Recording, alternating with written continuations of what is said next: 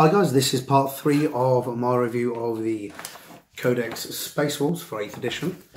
Today I'm going to be going through some of the rules and some of the cool stuff that's in the back of the book. I'm not going to be mentioning too many numbers or specific statistics for basically copyright reasons. I don't want to infringe on anything GW might take videos down for.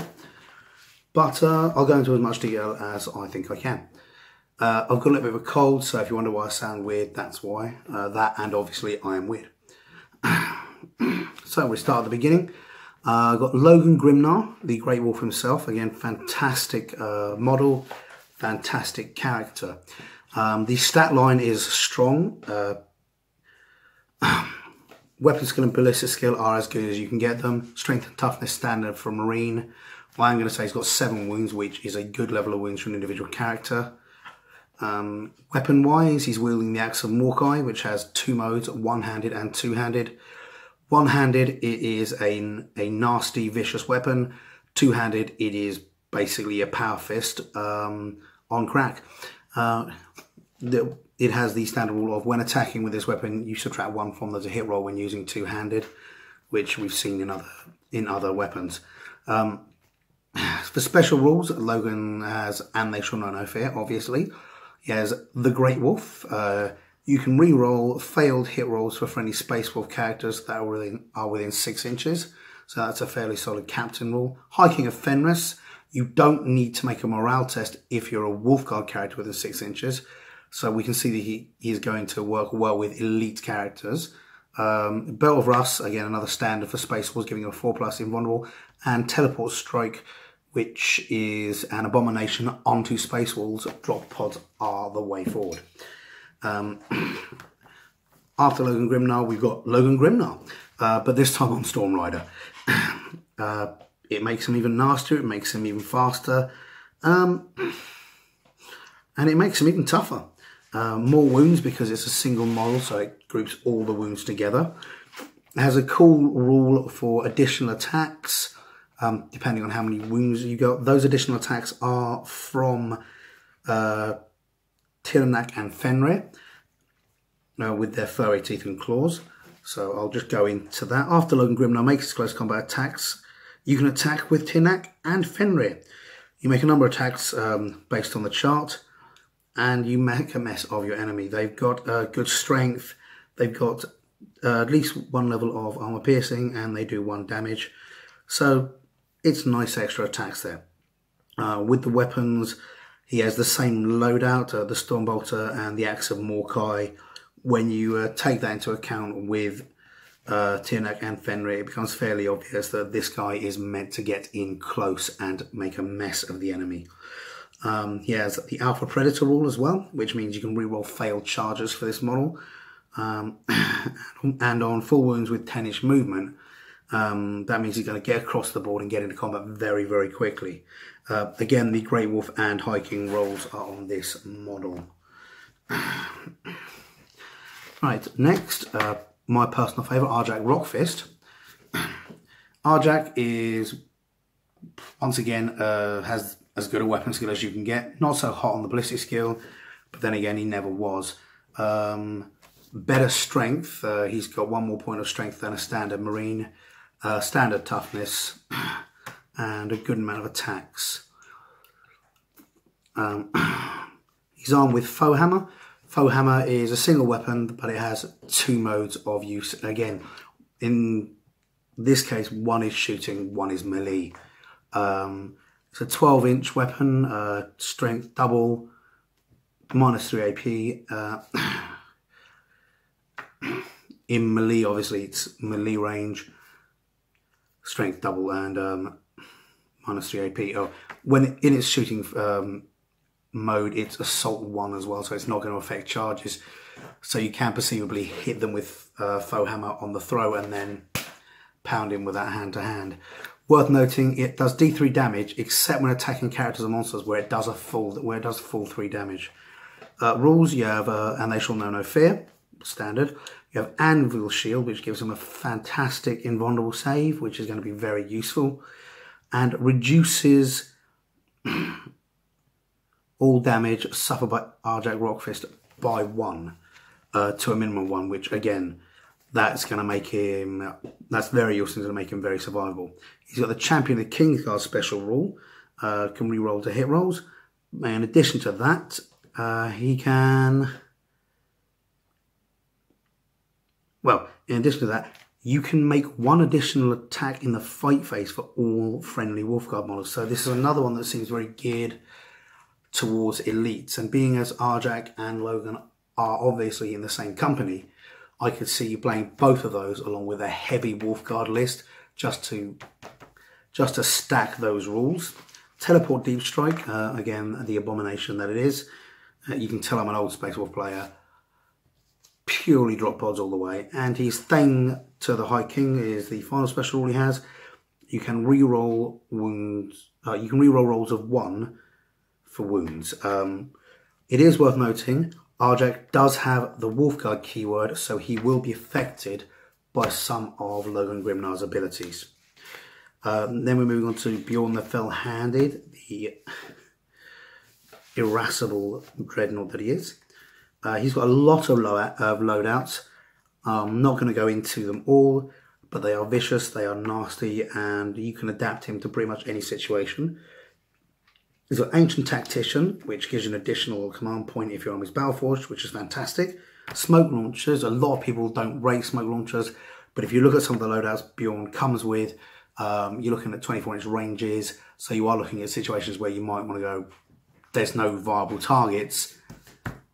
The extra survivability provided by Smoke Launchers is actually worth it if you're not doing anything else. Legendary Tenacity, which is basically an additional 5-up save, but doesn't count as a save, so even better. Last to the Company of Russ, you can re-roll hits of 1 to friendly spaces within 6, and explodes. If you kill him, he blows the fuck up. And we've got Njal Stormcaller. Again, another guy with 2 loadouts. I'm going to go through both of them. Once again, and they'll show no fear. Lord of Tempest, you can add 120 Psychic test you made for Njal. So he's more reliable as a Psyker. Psychic Hood basically works as every other Psychic Hood. I'm always going to be a little sad that they got rid of the runic weapons. But as any old Space Wolf player will tell you, they were more powerful than anybody else's, and we can't really complain that they went away in the end. He has Runic Armour, which gives him an invulnerable save as well as a 2-up save. And Staff the Stormcaller, he can re-roll Deny the Witch tests if he fails them. Again, making him much more reliable. That's the basic Njal in Runic Armour. Of course, he also comes in Terminator Armour, which is the same everything else, but a better invulnerable save and Terminator Armour. In terms of stats, he's as good in close combat and melee as you can get. He's got reasonable movement, standard toughness, good wounds and attacks across the board. Being as I'm doing this just in the order they come, we then move on to a standard Rune Priest.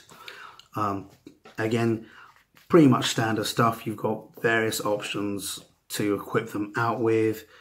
You can, as always, choose which runic weapon you go with. You've got the axe, the stave and the sword, each one having its own bonuses, each one having its own weaknesses.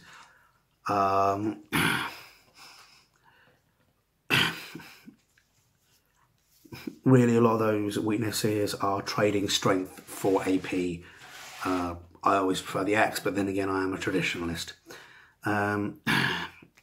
You have Psychic. This model may take Psychic Hood. That's an option. This model may take Runic Terminator Armor. That's an option. This model may take any weapon from the combi list, giving you a nice selection of war gear to customize to what you're planning. Again, no fear. Psychic Hood. Got the Crux Terminatus, which gives him a 5+ with standard, or 4+ with runic. I should point out, this is the Rune Priest in Terminator Armor we're talking about.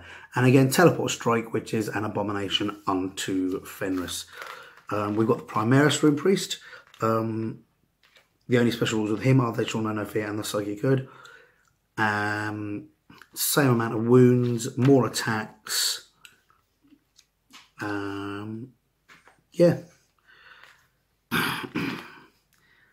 Not many options for the Primaris Rune Priest. I was kind of hoping that we would get a few more options with the Space Wolves Codex. Space Wolves are about individuality as much as anything, but unfortunately not. We've got the standard Rune Priest in standard armour, Runic Armour 5-up save,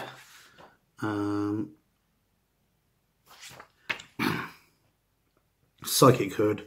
You can equip him with a Jump Assault Pack, which allows you to either have him keeping up with Jump equipped Wolf Guard, or as always Sky Claws, who are just vicious and fast. Next, the amazing Ulrich the Slayer.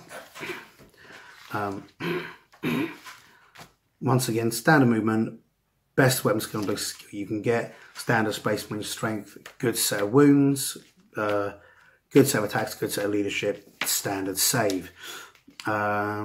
His equipment, he has pretty much one set of equipment, so nothing really new there.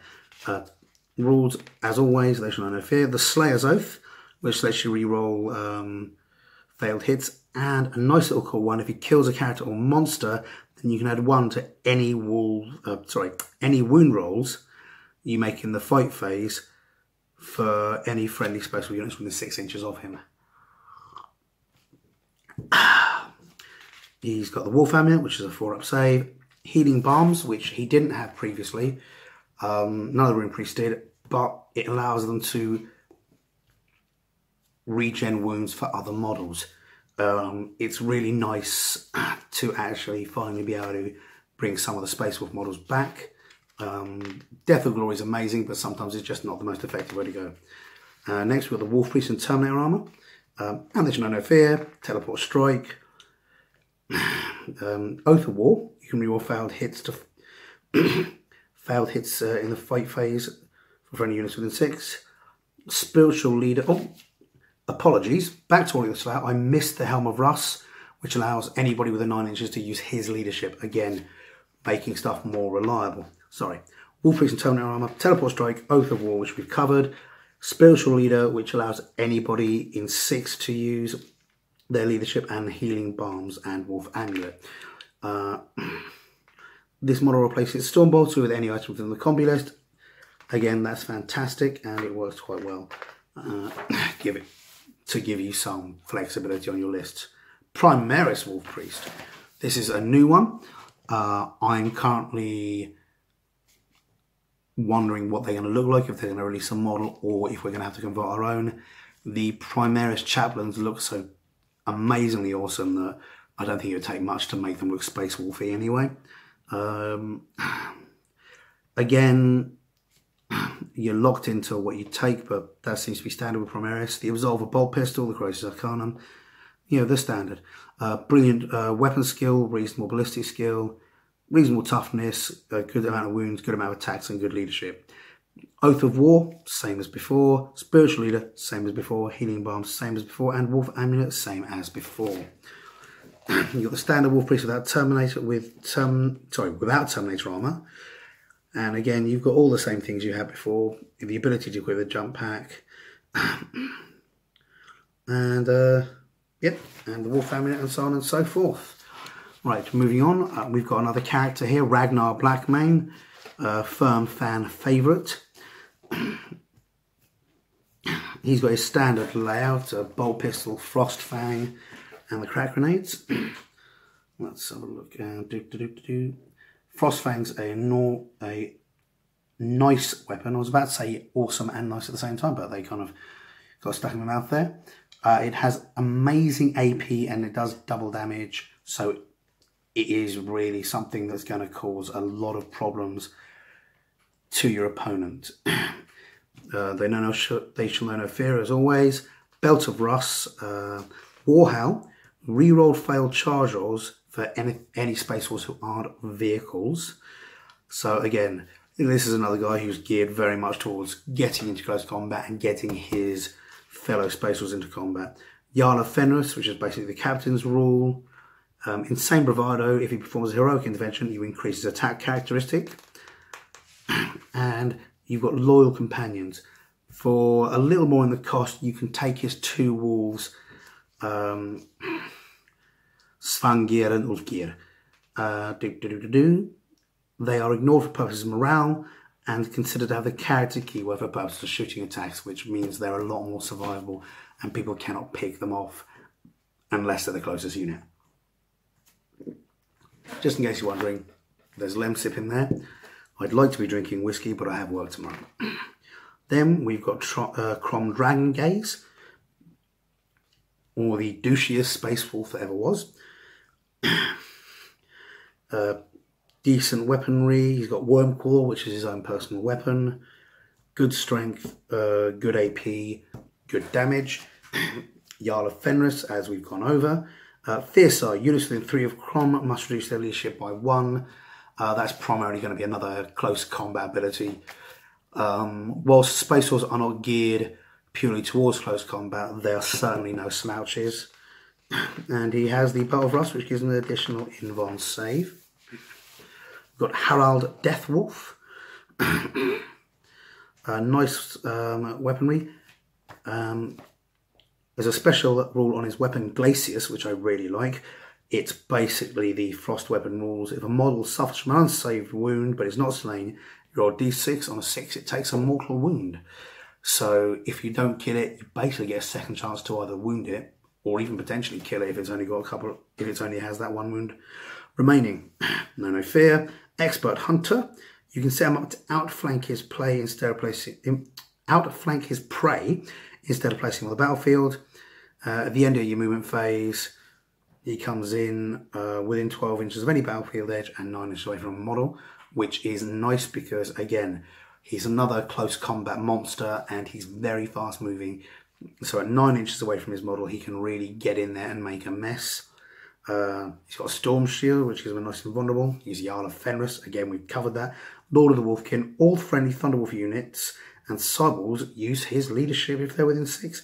And Mantle of the Troll King. Add 1 to any saving throws. Except those using an invulnerable save, you make the Harald Deathwolf against shooting attacks. After that, we've got the Standard Wolflord, which is everything we've come to expect from a Standard Wolflord. Awesome combat, awesome shooting, your standard strength and toughness, good wounds, good leadership, and the ability to put in a lot of weapons. You can take anything from the combi weapons or melee list. You can take a jump pack, all the standard special rules, no fear, Jarl of Fenris, Belt of Rust, Storm Shield if he wants to take it, and jump pack if he wants to take it. Got the stats next for a Wolflord on a Thunderwolf, which is everything I've just said, with a Thunderwolf, which obviously gives him improved toughness and much improved movement. Wolflord in Terminator armor, again, also being on a Thunderwolf gives him more wounds. Wolflord in Terminator armor gets more wounds, slightly slower, best weapon skill and toughness, best weapon skill and ballistic skill you can get. And a good selection of weaponry. Belt of Rust, Storm Shield, Jarl of Fenris, Teleport Strike, and No Fear. Wolflord in Cataphract armor. I'm not going to repeat all the stuff for these, but Cataphracty armor and Belt of Rust gives you an invulnerable save, but you half the advance, and then yeah, you basically got a lot of variants to play with. Primaris Wolflord is fairly standard. Bolt pistol, master-crafted auto bolt rifle, master-crafted stalker bolt rifle, plasma pistol, power fist, power sword, frag, and crack grenades. So you actually have a few options there, which is nice. It's not just cookie cutter. No Fear, Belt of Rust, Jarl of Fenris. What you'd expect. Wolflord in Gravis armor is equipped exactly the same as the only Wolflord in Gravis armor, captain in Gravis armor out at the moment. So there aren't really any options there. Belt of Rust, Jarl of Fenris, Mark X Gravis Armor, increasing that toughness for you while slowing down the movement. Gives them a bit of survivability, and frankly the Gravis Armor does make them look a bit bulkier. We've got Canis Wolfborn, who is another firm fan favourite. Let's have a look. He's got his Wolf Claw. You can reroll fatal wounds with this weapon. Model arm with 2 can make an extra attack, so that's standard. Born of Wolves. You can make an additional teeth and claw or crushing teeth and claw attacks in the fight phase for all friendly models in Thunderwolf, Fenrisian Wolves, or Cywolves units that are within 6 of Canis at the start of the phase. So it's another one that lends strength to other units that are with him. This is a theme going all the way through the rules in that Space Wolves work best together, which has always been the thing with the Space Wolves. They're a mutually supporting army. Alpha Predator, reroll charges, which we saw earlier. Champion of Death Wolves. You can re-roll wound rolls of 1 for friendly Space Wolf units that are within 6 inches of Canis Wolfborn. After that, we go to the Wolf Guard Battle Leader. He's good. Basic, good weapon skill, not quite as good ballistic skill. Basically a cut price Wolflord. Lots of weapon options to start with, and then again you can replace stuff from the combi weapons or melee weapon list. You can take a jump pack. It comes with, no fear, you can take a Storm Shield, Huskal to the Jarl, which you can re-roll 1s for friendly Space Wolves that are in 6 of this model, which is nice. You've got your Primaris Battle Leader, again, quite cool. Reasonable amount of variance, everything you expect from Primaris, and Huskal to the Jarl. Worth noting, the Wolfguard Battle Leader has Wolfguard. The Primaris Battle Leader does not have the Wolfguard keyword, which means he won't be affected by some of the other abilities we've seen previously in this codex. That's important to remember. If you're stacking your abilities and relying on abilities left, right and centre from your guys, you have to look at what keywords they have to see who's going to be affected by what. We've got the Wolfguard Battle Leader and Terminator Armour, everything you'd expect there. Crux Terminatus for your Invon save, Huskal to the Jarl, which we've just discussed, and Storm Shield, and the Teleport Strike. Now, Wolfguard Battle Leader on a Thunderwolf, which is a Wolfguard Battle Leader, but on a Thunderwolf. Next, we are going to the Iron Priest. The Iron Priests are, as ever, a fantastic model and essential if you're going to take any big vehicles or Lords of War, just because they keep them going that little bit longer. It comes with a Hell Pistol. If a model suffers any unsaved wounds, you roll a d6. Servo Arm can only be used to make 1 attack each on model fights. When the model attacks with the weapon, you subtract 1 from a hero. So again, pretty much a power fist in all but name. The Tempest Hammer, -1 from the hit roll, and if the model is not slain, roll a d6, and again you can take a mortal wound.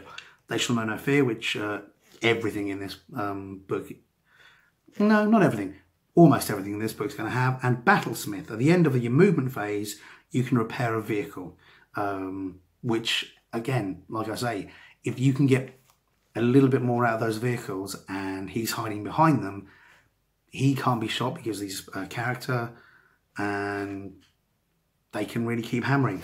I'm going to stop there for tonight because that's the end of the HQ options. Tomorrow is probably going to be issue 2 of Conquest. After that, I'll carry on with the close support stuff. Hope you guys have enjoyed this, and I'll see you tomorrow.